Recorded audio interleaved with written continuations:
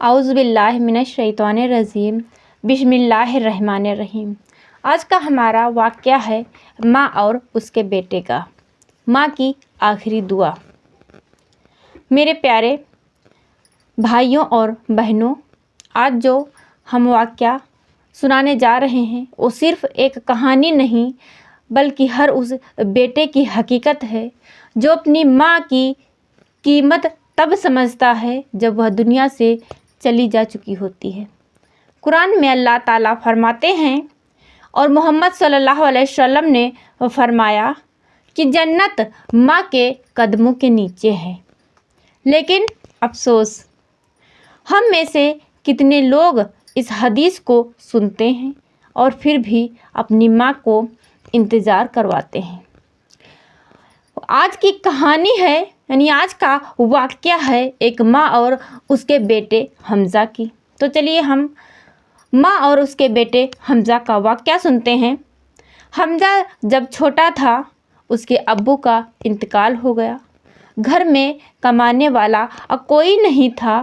ماں نے اپنے گہنے بیچ دیے، دوسروں کے گھروں میں جا کر کپڑے دھوئے، رات بھر سلائی کرتی، لیکن حمزہ کو کبھی احساس نہیں ہونے دیا کہ گھر میں پھانکے ہیں۔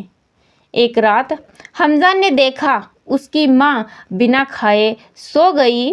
اس نے پوچھا، امی آپ نے کھانا کیوں نہیں کھایا؟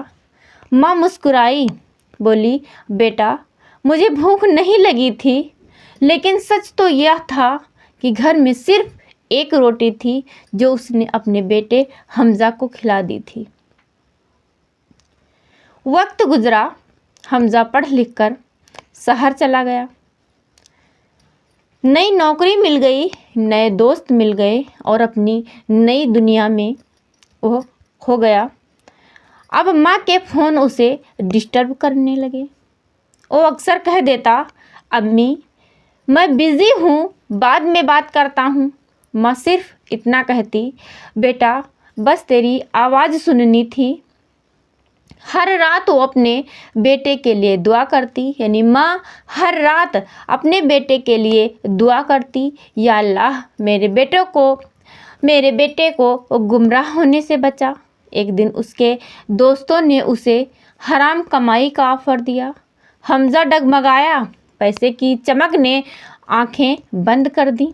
اسی رات ماں نے سپنا دیکھا کہ اس کا بیٹا اندھیرے راستے پر جا رہا ہے۔ تو ماں نے تہجد میں نماز پڑھی اور رو رو کر دعا کی۔ کچھ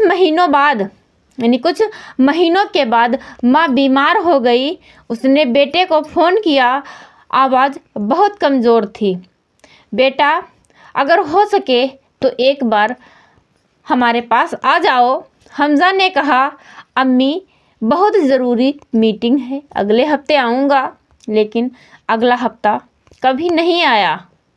ایک صبح فون آیا، آپ کی امی کا انتقال ہو گیا۔ دنیا مانو رک سی گئی۔